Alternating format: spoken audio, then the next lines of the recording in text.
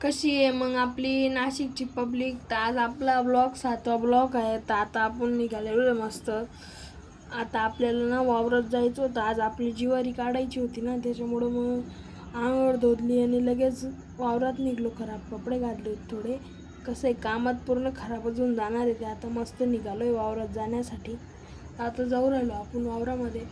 आता नदीमध्ये आलो आहे. आपले मस्त नदी तर कोरडी होऊन गेलेली डायरेक्ट उन्हाच्या तापामुळं. कोरडी नदी झालेली आहे. मग काय खरं आहे का आता?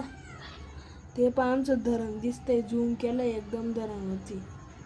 चला मग आता जाऊया. काय वावरात मस्त निघालो. आता जायसाठी आलो मस्त पाण्यात धरून. कपाशीच्या वावरात जाऊन राहिलो सरळ. कपाशीच ना वावरात गेल्यानंतर जवळ पडतो वावर थोडं, पण काटेले लागत होते कपाशीच्या आजूबाजूचे. कपाशी येचल्या गेली होती. त्याच्यानंतर आलो मस्त. आपलं मक्का काढायचं मशीन आलेलं होतं. त्याच्यात ज्वारी पण काढता मस्त. काही चारा पडलेला होता आपल्या खाली, त्याच्यामधनं आपल्याला कणस काढायचे होते. मस्त कणस काढून जमा करत होतो ठिकाणं. असे कणस आहे बघा. किती मेहनत करावं लागते शेतकरीला. काका बी जमा करू लागत होते आपले. आता कणस जमा करते आम्ही दोघी, काका आणि मी. मस्त कणस जमा करू लागलो काकांना थोडं. आता जमा करते आम्ही. ज्वारीचं कणस कसं आहे.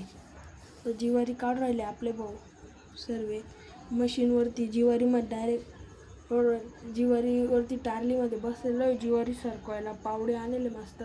पावड्यावर सरकावं लागते ज्वारी. मस्त शूट घेतला एक मस्त. ज्वारी काढायचा पूर्ण. आता हिरवं काहीच नाही, पूर्ण सुकेलो आणि दिसेल समोर किडी लावलेली आहे. त्याच्यानंतर ज्वारी काढला गेली. आता मस्त निघालो ट्रॅक्टरवरती. काका बाबा आता जातील जिनिंगवरती द्यायला. मग आता आपण घरी जाऊ, आंघोळ धुऊ परत डबल. ते ज्वारीची झाग बसली राहते पूर्ण अंगावरती. तर जाऊ राहिलो आपण घरी आता.